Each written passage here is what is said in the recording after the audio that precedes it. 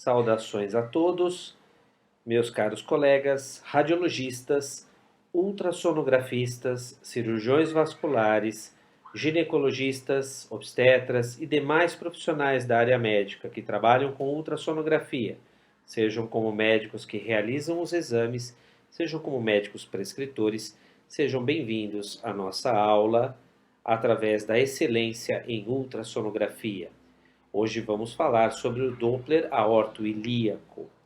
Vocês me conhecem de aulas da Jornada Paulista de Radiologia, me conhecem de cursos administrados através do Hospital das Clínicas da Faculdade de Medicina da USP, me conhecem através do curso FERI-SECAF em São Paulo, já assistiram aulas minhas através do Congresso Brasileiro de Radiologia, que geralmente ocorre a cada ano em uma cidade diferente do Brasil, bem como na Latin American School of Ultrasound em Miami e também através dos congressos da Sociedade Brasileira de Ultrassonografia e mais recentemente o PEC, realizado através do Colégio Brasileiro de Radiologia. Hoje vamos dar continuidade a esse projeto utilizando o canal de excelência em ultrassonografia para falar um pouco mais sobre o Doppler e suas aplicações e a realização dos exames. E vamos iniciar pelo módulo de Doppler aorto-ilíaco. Basicamente, na primeira aula falaremos sobre os conceitos básicos, os critérios de normalidade da aorta abdominal e das artérias ilíacas. Vamos falar sobre os critérios de estenose e de oclusão destes segmentos. Na segunda aula, falaremos sobre os aneurismas da aorta abdominal. E no terceiro e último vídeo desta série, falaremos do estudo pós-operatório da aorta abdominal e das artérias ilíacas. Basicamente, falaremos nesta aula sobre os critérios de normalidade da aorta abdominal, os critérios para avaliação das estenoses. Na segunda aula falaremos dos aneurismas e na terceira e última avaliação falaremos sobre as próteses e endopróteses aorto-ilíacas. O método de ultrassom Doppler tem um alcance muito bom, podendo detectar a presença de placas de ateroma no segmento aorto-ilíaco e estimar o nível de estenoses que essas placas determinam. Podemos também localizar oclusões neste segmento. Podemos fazer a detecção, a medida e o controle dos aneurismas com uma sensibilidade bastante grande na aorta abdominal, bem como a avaliação de eventuais pseudoaneurismas ou fístulas arteriovenosas que podem nos surpreender na prática clínica.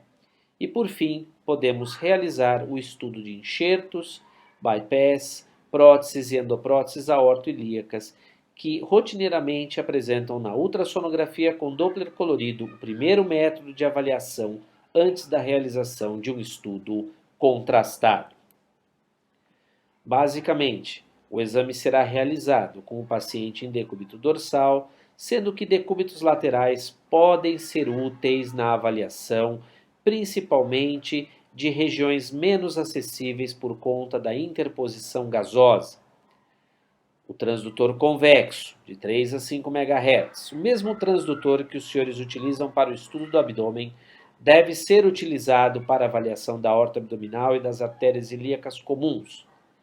Podemos utilizar o transdutor linear de alta frequência quando queremos estudar o segmento ilíaco, principalmente as artérias ilíacas externas, ou em pacientes bastante magros, bastante delgados, cuja aorta abdominal e as artérias ilíacas comuns podem ser acessados através deste ultrassom linear. Porém, pontos que temos que ter em mente. É importante o rigor com o ângulo Doppler a ser utilizado. Os senhores têm uma aula que foi ministrada pelo Dr. Wagner Yared, que fala sobre o ângulo Doppler. Atentem para este vídeo para que possam entender e realizar exames com ângulo Doppler adequado, porque isto é fundamental no estudo da aorta abdominal. E por fim, devemos lembrar que um preparo com jejum, laxativos na véspera, antifiséticos, pode ser ideal para a realização destes estudos, principalmente em pacientes com um abdômen mais avantajado. Como já dissemos antes, pacientes obesos ou que apresentam um grande edema podem apresentar dificuldade técnica no momento da avaliação, bem como pacientes que apresentam um grande meteorismo intestinal podem realmente limitar a nosso acesso ecográfico. Então, para esses pacientes eu recomendo abaixar a frequência Doppler. Abaixe a frequência, você que trabalha com preset de 5, 4 MHz, baixe para 3, 2. Se seu equipamento permite abaixar ainda mais a sua frequência, você pode utilizar frequências mais baixas até que você tenha uma janela adequada. Claro que a compressão ajuda bastante para vencer as alças intestinais, bem como a utilização de decúbitos laterais que muitas vezes eliminam as alças que estão se interpondo. Da mesma forma, placas calcificadas extensas podem limitar o acesso do feixe ultrassonográfico. Então é importante procurar mudar o posicionamento do transdutor, procurar abaixar a frequência do Doppler colorido. Quando eu digo a frequência, não é apenas do modo B, mas também a frequência do Doppler colorido e do Doppler pulsado. Hoje os equipamentos, eles são multifrequenciais e você consegue combinar, você consegue comandar alterações ou modificações na frequência de maneira independente do modo B, do Doppler colorido, do Doppler pulsado. É importante que você conheça o seu equipamento e reconheça a forma de realizar este tipo de avaliação. Claro que a colaboração do paciente é importante.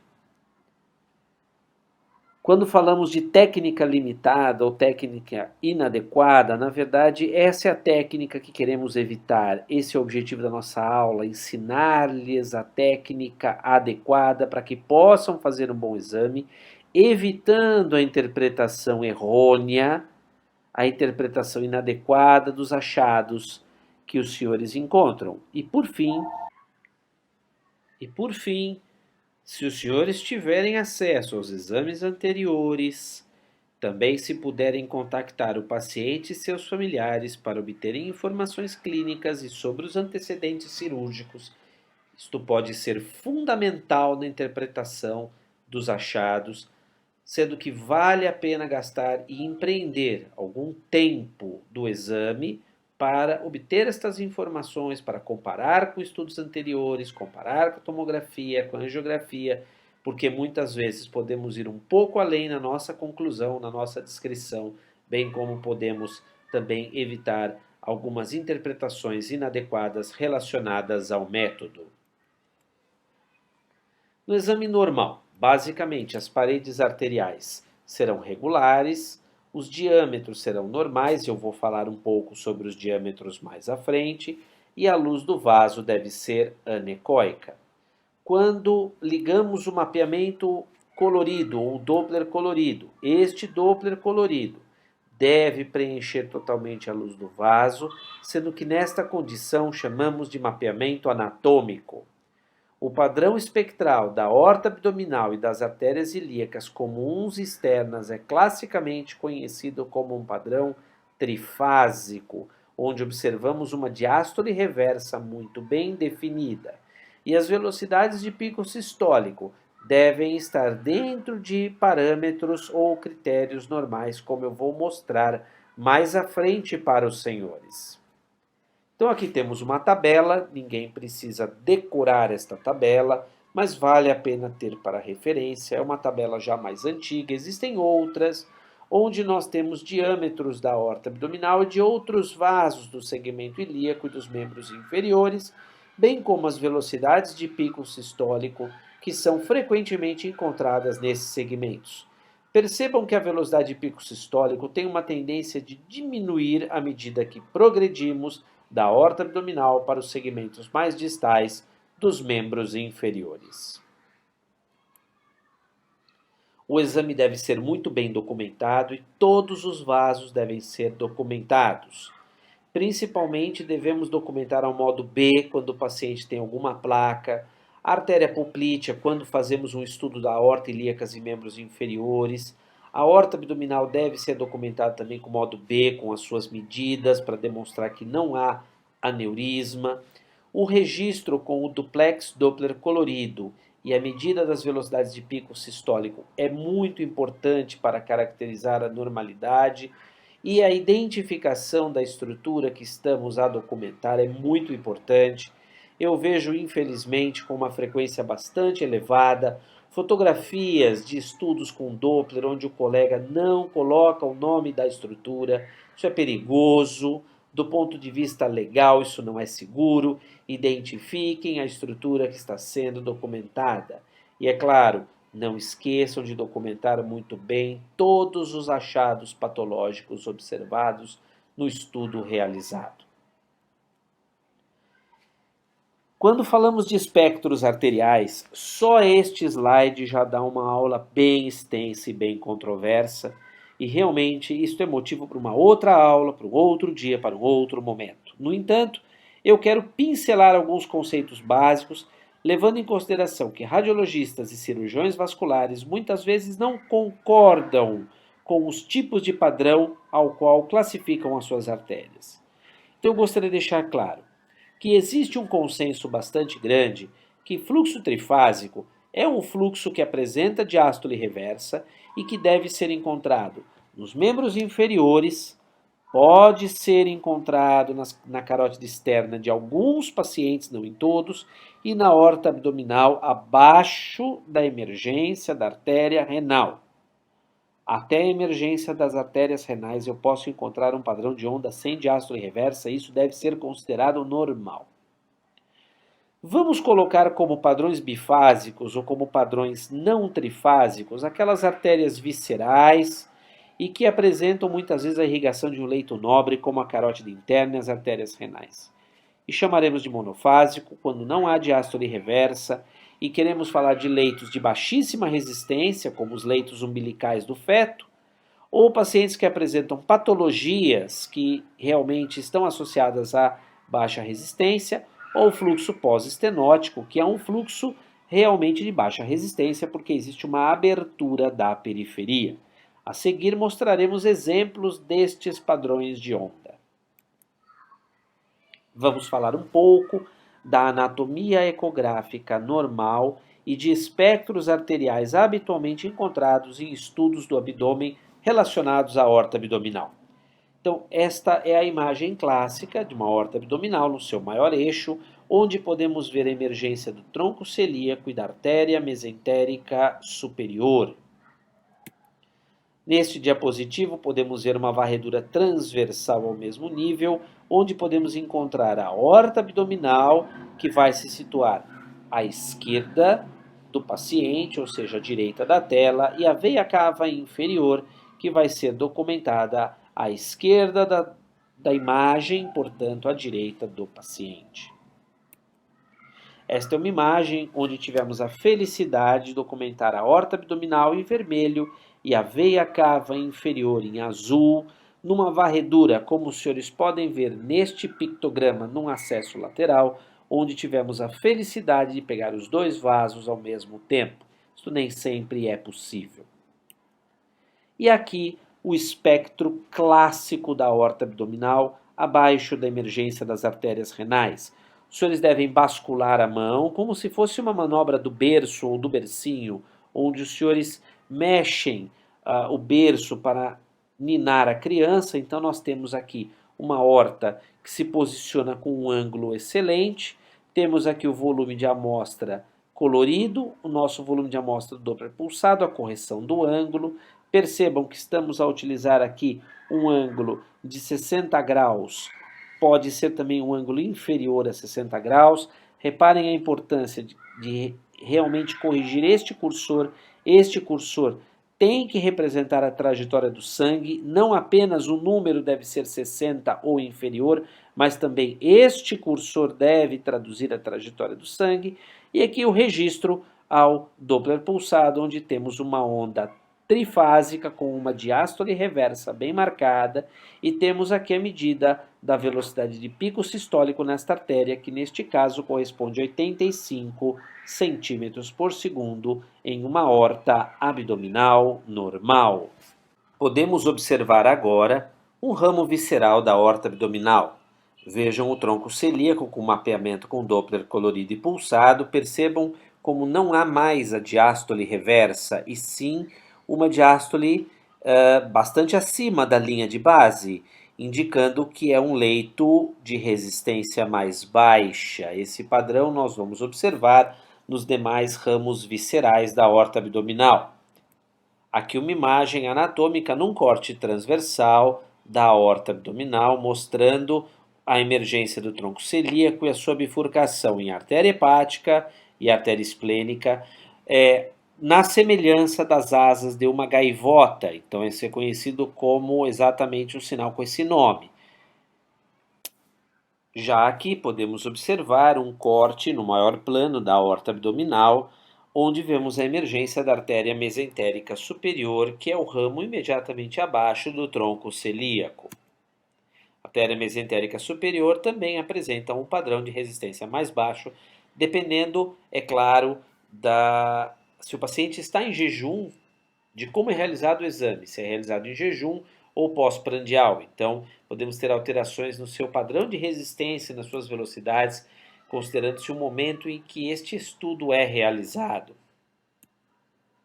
Já as artérias renais, que são talvez os ramos mais nobres da aorta abdominal, podem ser bem caracterizados ao modo B em pacientes que têm um biotipo favorável, que é a artéria renal direita, a artéria renal esquerda, emergindo abaixo da artéria mesentérica superior, num corte transversal da aorta abdominal. Aqui nós temos um mapeamento da artéria renal direita com correção do ângulo, percebam, demonstrando aquele padrão clássico de uma artéria visceral da aorta abdominal, um leito nobre com a resistência realmente mais baixa, uma diástole bastante evidente, uma diástole bem pronunciada, mostrando um leito nobre arterial. Da mesma forma, a artéria renal esquerda com a sua correção angular e o seu padrão de onda característico com velocidades que não vão exceder 180, 200 centímetros por segundo. Por fim, a artéria aorta abdominal vai se dividir em artérias ilíacas comuns e as artérias ilíacas comuns vão se dividir em artérias ilíacas externas e ilíacas internas. Podemos aqui ver um mapeamento com o Doppler, o Power Doppler ou Doppler de amplitude, demonstrando muito bem esta bifurcação. E o padrão de onda, aqui uma tomada também com o mapeamento realizado através de um transdutor convexo, os senhores podem observar a correção angular, um ângulo inferior a 60 graus, neste caso 46 graus. Nós temos um padrão de onda também trifásico na artéria ilíaca comum esquerda, o que é normal. Vamos falar agora de patologias. Então, quando fazemos uma pesquisa de estenose, estamos, na verdade, avaliando um paciente com ateromatose e sabemos que hipertensos, diabéticos, pacientes tabagistas, obesos, hipercolesterolêmicos, pacientes com doença renal crônica são potenciais candidatos a uma ateromatose mais exuberante em sua distribuição sistêmica. E, é claro, não poderia deixar de acometer a aorta abdominal, as artérias ilíacas e também as artérias renais. Aqui nós temos a demonstração de placas, aqui uma artéria femoral, aqui outras artérias do nosso organismo com placas calcificadas muito bem evidentes, demonstrando o envolvimento deste paciente com a aterosclerose. Quando encontramos placas, ou seja, nosso estudo deixou de ser um estudo normal e passou a ser um estudo patológico, como classificaremos essas estenoses? Muito bem. Quando o exame é normal, é fácil, não tenho placa. Quando o exame apresenta uma oclusão do vaso, da artéria, é fácil, não tem fluxo. Minha dificuldade será dividir os pacientes que têm estenose significativa daqueles que não têm estenose significativa, porque há a presença das placas de aterosclerose. Então, várias tabelas foram recomendadas, várias tabelas foram lançadas ao longo das décadas.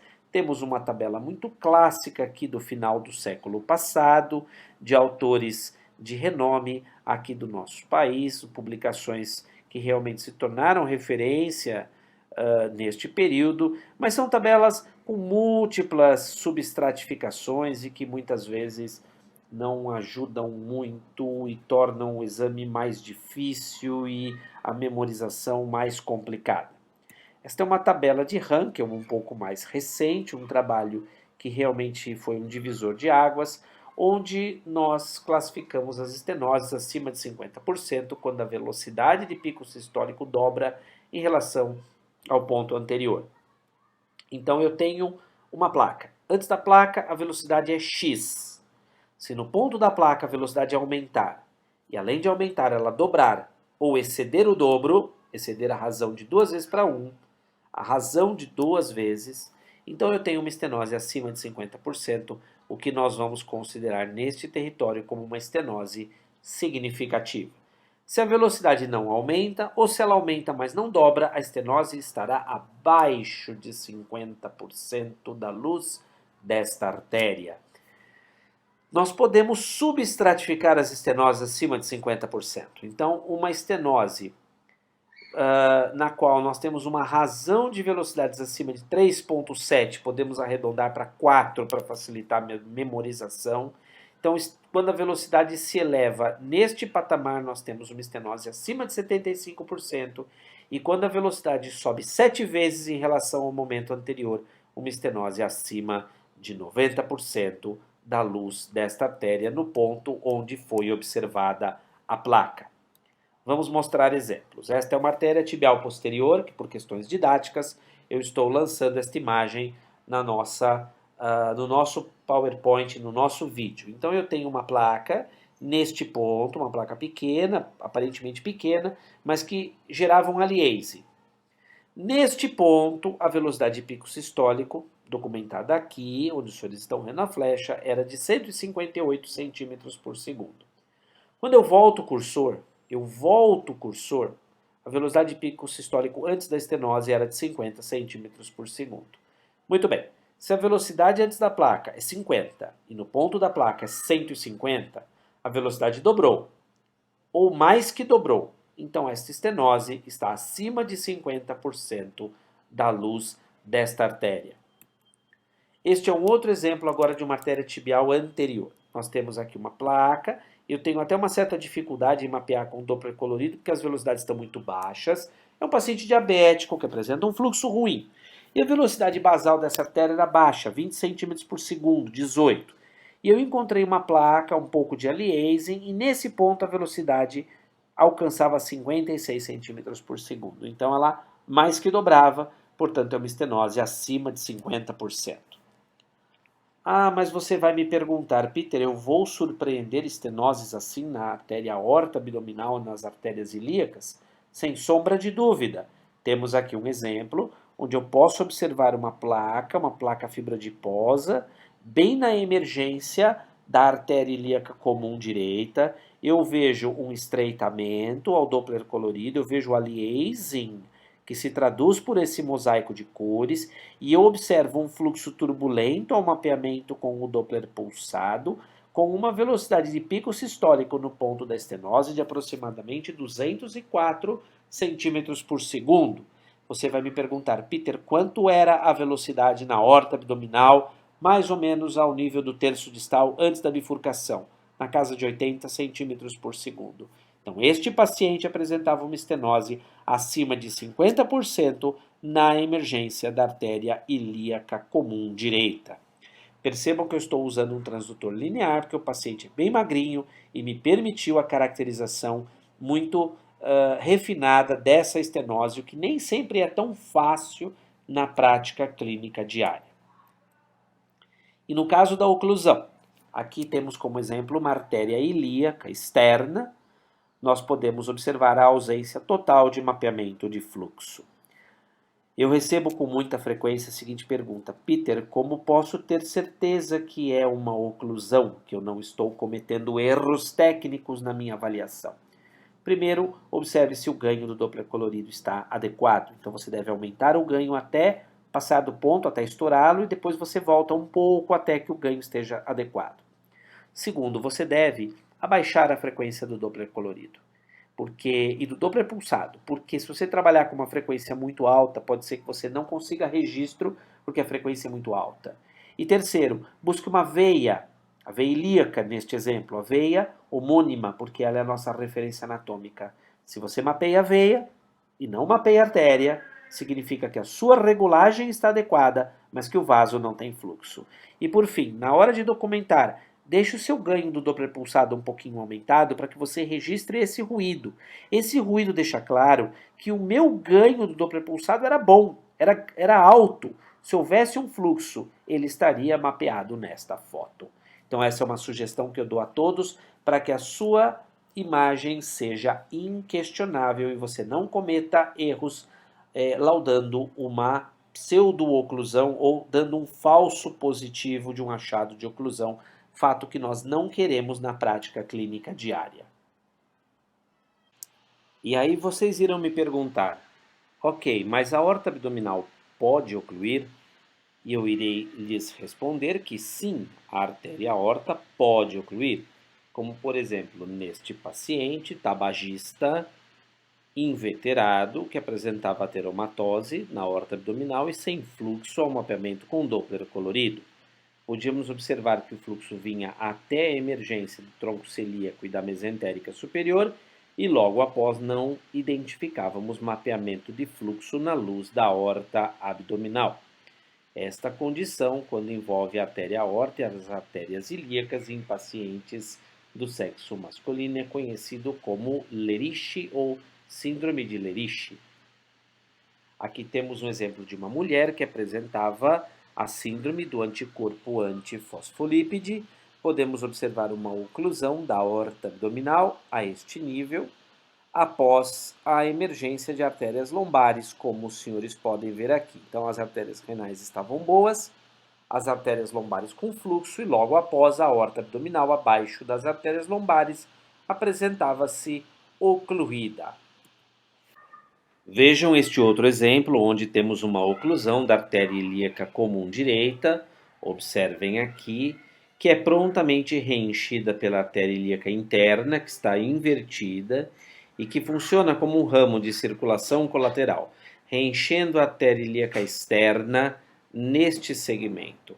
Como os senhores podem observar, a artéria ilíaca externa apresenta um padrão de fluxo que chamamos pós-estenótico, onde ocorre a perda da onda trifásica e suas velocidades são reduzidas. Então, nós temos um exemplo aqui de uma inversão de sentido de fluxo de um ramo para se comportar como uma colateral, reenchendo um leito distal a uma estenose. Aqui temos um outro exemplo, uma oclusão da artéria ilíaca externa esquerda. Percebam o que eu falei de mapear a veia homônima para demonstrar que realmente o seu aparelho está bem regulado. Então, a artéria ilíaca externa não apresentava fluxo. Temos aqui na quarta imagem o mapeamento com Doppler pulsado demonstrando a ausência do fluxo arterial. A segunda imagem corresponde exatamente ao ponto de tomada dessa amostra. E por fim, esta imagem, que é a terceira, nós podemos ver um ponto onde uma colateral vem da parede abdominal e reenche esta ilíaca externa, enviando o fluxo de sangue para o membro inferior.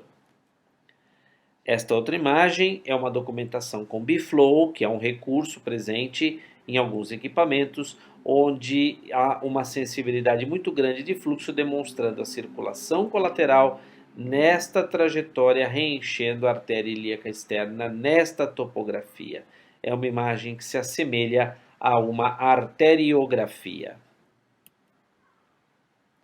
Aqui temos um outro caso, onde o paciente apresentava a artéria ilíaca comum esquerda ocluída, com ausência de mapeamento de fluxo ao Doppler colorido e pulsado, e aqui uma varredura em corte transversal demonstrando a artéria ilíaca comum esquerda sem fluxo e a artéria ilíaca comum direita com fluxo, comprovando que a regulagem do nosso equipamento estava bastante adequada. Lembrar da circulação colateral, como eu falei, então aqui nós temos uma circulação colateral de parede que vai alcançar esta artéria ilíaca externa, reenchendo-a para enviar fluxo para os membros inferiores. Por fim, eu termino esta aula pedindo que tomem muito cuidado para não confundir a artéria aorta abdominal com a veia cava inferior. A veia cava inferior tem um padrão de fluxo fásico de altas velocidades e não deve ser confundida com a aorta abdominal. Apesar de parecer um erro bastante grosseiro, uma veia cava inferior com fluxo fásico normal vai apresentar um diâmetro muito semelhante à aorta abdominal. Aqui nessas três imagens podemos ver uma cava inferior patológica com pequenos trombos endoluminais, o mesmo paciente com um fluxo afilado reduzido e no corte transversal também mostrando a patologia da veia cava inferior, uma trombose parcialmente recanalizada. Essa é fácil diferenciar da aorta, mas num corte longitudinal, um mapeamento com Doppler pulsado, tomem cuidado para não confundir a cava com a aorta. Eu sei, é um erro grosseiro, mas eu já vi acontecer. Tomem bastante cuidado. Era isto que gostaria de trazer neste primeiro módulo das nossas aulas sobre aorta ilíacas. Vamos abordar na nossa próxima aula os aneurismas da aorta abdominal e eu peço a todos que gostaram do conteúdo, que consideraram esta aula útil, por favor, nos deem o seu like e inscrevam-se em nosso canal, porque estas são as únicas ferramentas que temos para mensurar a penetração do nosso trabalho. Também peço que você divulgue este canal Excelência em Ultrassonografia para os seus colegas, para os médicos radiologistas, vasculares e demais ultrassonografistas que trabalham com duplex Doppler colorido, bem como médicos prescritores que podem ter interesse em adquirir este conteúdo de uma maneira muito democrática. A todos eu deixo um grande abraço e até a nossa próxima aula em uma semana. Saudações!